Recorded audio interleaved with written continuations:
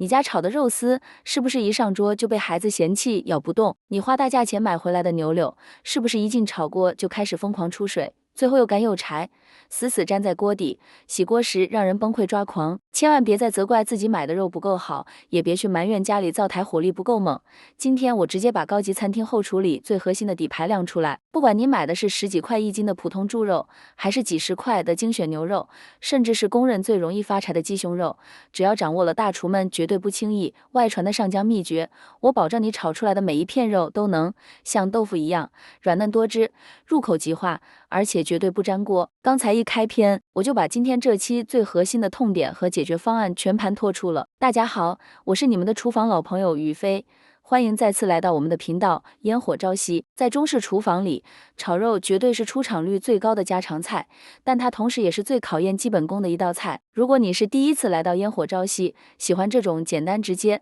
直击日常烹饪痛点的硬核教学，请先在屏幕下方按下订阅按钮，打开旁边的小铃铛。同时，为了让我看到大家提升厨艺的迫切心情，请现在就在评论区打出"想学"这2个字，让我们一起进入这堂足以颠覆你几十年炒菜习惯的进阶大师课。很多朋友向我抱怨，自己在家做青椒炒肉丝或葱爆牛肉，明明切得很细，炒的时间也不长，可吃在嘴里就像嚼木渣一样，干瘪干瘪的，完全没有饭店里那种滑溜溜、水嫩嫩的口感。要彻底解决这个问题，我们必须先搞清楚肉类在加热过程中到底发生了什么。无论是猪肉、牛肉还是鸡肉，最主要的成分都是蛋白质和水分。当生肉接触到滚烫的炒锅时，高温会迫使肉纤维里的蛋白质瞬间发生剧烈收缩，这种收缩就像在拧一块吸饱了水的海绵，会把肉质内部原本丰富的水分在极短时间内全部挤压出来。水分一旦大量流失，肉纤维就会紧紧纠缠在一起，变得僵硬无比。这就是为什么你炒的肉会出水，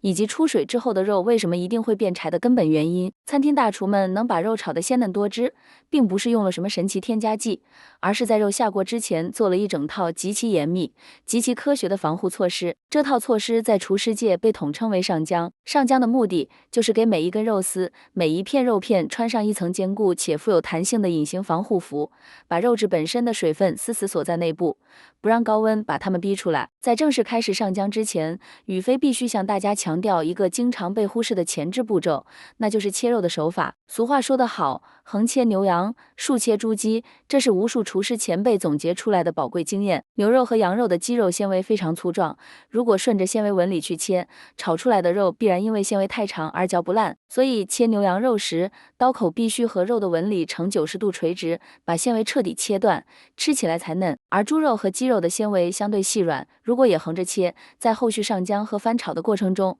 肉丝很容易断裂碎掉，炒出来就是一锅毫无卖相的肉末。所以切猪肉和鸡肉时，要顺着肉的纹理去切，保留纤维的完整性，炒出来的肉丝才能根根分明，既滑呢又带有一定的咀嚼韧性。只有把切肉这第一步做对了，接下来的上浆工序才能发挥出它应有的神奇效果。如果连这一步都搞错了，后面做什么都是白搭。现在正是进入上浆工艺的第一个核心步骤，也是决定肉质是否多汁的源头所在。这一步行话叫做打水。很多人腌肉时，把肉切好放进碗里，习惯性的直接倒点酱油，撒点盐，抓一抓就觉得万事大吉了。这是一个极其致命的错误。盐分具有极强的渗透压，一开始就放盐，它会在几分钟之内把肉里仅存的那点水分全部吸出来。正确的做法是，肉切好之后什么调料都不放，而是往肉里分次加入少许清水，或者用葱姜泡出来的葱姜水。加葱姜水不仅能补充水分，还能从源头去腥增香。加水的方法非常有讲究，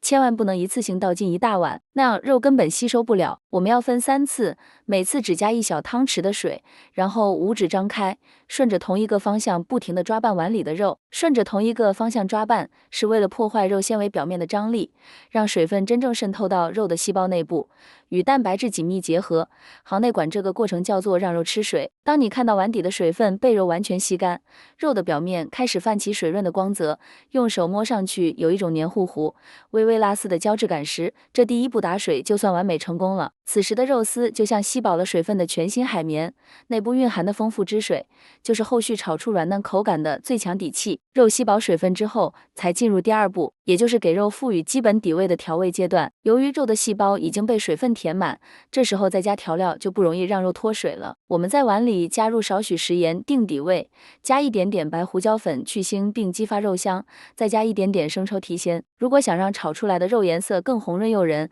还可以极其微量的滴入几滴老抽上色。加入这些基础调料之后，再次用手顺着刚才的方向抓拌均匀，让味道均匀包裹在每一根肉丝上。这里一定要注意，盐的分量千万不要多，因为最后炒菜出锅时还会调味。这一步如果盐放足了，最后炒出来的菜很容易过咸。这一步的目的仅仅是让肉本身不至于寡淡无味，让它在内部提前酝酿出鲜美的层次感。底味调好之后，紧接着迎来上浆工艺中最灵魂、最关键的第三步，也就是真正意义上的穿上保护衣。这件保护衣由2样极其常见的厨房食材共同编制而成，它们就是鸡蛋清和淀粉。首先，往肉里加入半个或1/3个鸡蛋清。为什么只用蛋清而不用蛋黄？因为蛋黄含有大量脂肪和胆固醇，加热后会产生类似炒鸡蛋的腥味，而且会让肉的颜色变得发黄浑浊。鸡蛋清则是纯粹的优质蛋白质，当透明的蛋清被抓拌到肉里时，会均匀包裹在肉的表面。由于蛋清蛋白质的凝固点非常低，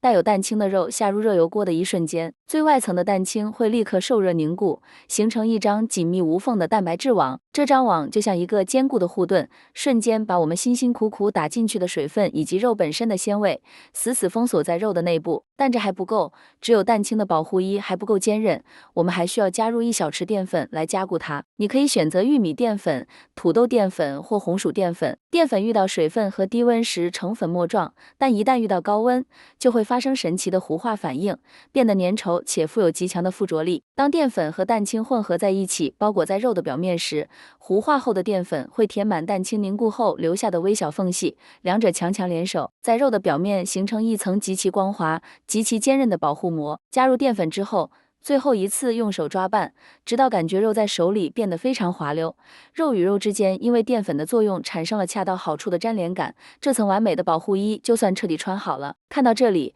很多朋友可能长舒一口气，觉得上浆终于完成了，可以准备下锅了。千万别急，如果这个时候就停下来，之前的努力可能会前功尽弃，甚至在接下来的炒制过程中遭遇一场粘锅的灾难。裹满淀粉的肉丝如果直接下入油锅，内部的淀粉会迅速互相粘连，最后炒出来绝对是一个外焦里生的巨大肉疙瘩。为了打破这个魔咒，我们必须进行上浆工艺的最后一步，也是绝大多数家庭主妇都会忽略的终极防线，那就是封油。我们需要在已经裹好蛋清和淀粉的肉的表面倒入1勺冷油，比如色拉油或葵花籽油。倒入冷油之后，不要用力抓拌，只需用筷子或手轻轻地把油拨捻均匀，让这层冷油像隔离霜一样平铺在所有肉的表面。这层冷油的作用简直不可估量。首先，它隔绝了空气，防止肉表面的水分在等待下锅的过程中被蒸发风干。其次，也是最重要的一点，这层油把每一根肉丝、每一片肉片都单独隔离开来。当带有冷油的肉丝下入热油锅时，表面的冷油会因温度急剧升高而迅速膨胀扩散，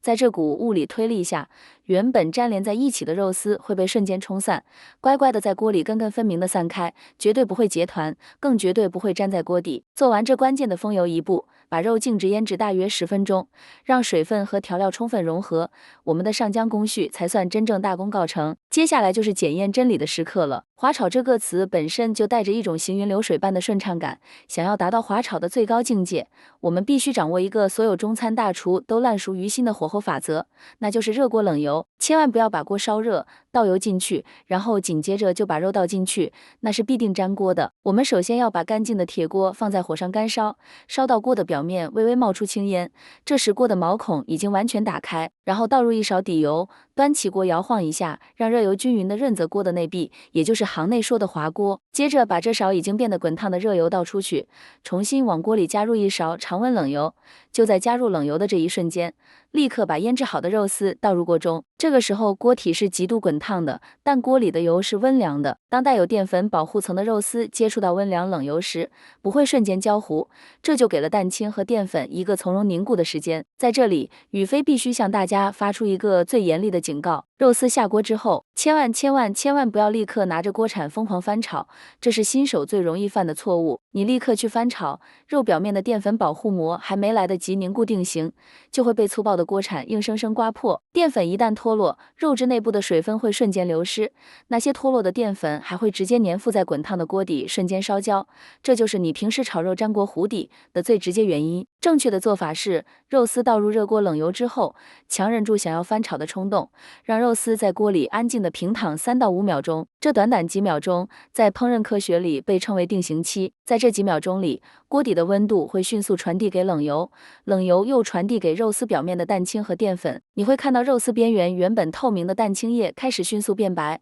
变得不透明，这就意味着那层神奇的保护膜已经彻底凝固坚硬了。当看到这个微小的变化时，我们就可以拿起筷子或锅铲，非常轻松，毫不费力的在锅里轻轻划拉几下。你会极其惊喜的发现，由于之前风油的隔离作用，加上现在保护膜的定型，肉丝就像泥鳅一样在锅底顺滑的游走，彼此之间瞬间散开，根根分明，清清爽爽，绝对没有一丝一毫要粘锅的迹象。这就是滑炒的魅力所在。因为之前给肉打足了水分，所以在锅里翻炒的时间一定要尽可能短。只要看到肉丝的表面从生肉的鲜红色变成变熟后的灰白色，整体大约达到8成熟的状态时，就必须立刻关火，把肉丝盛出来装盘备用。千万不要把肉一直留在锅里等着和其他配菜一起炒，那样肉绝对会变老。我们要在肉最嫩的那个临界点把它抢救出来。接下来利用锅里剩下的底油，随意煸炒你喜欢的配菜，无论是青椒丝、蒜苔还是洋葱片。当配菜炒到断生，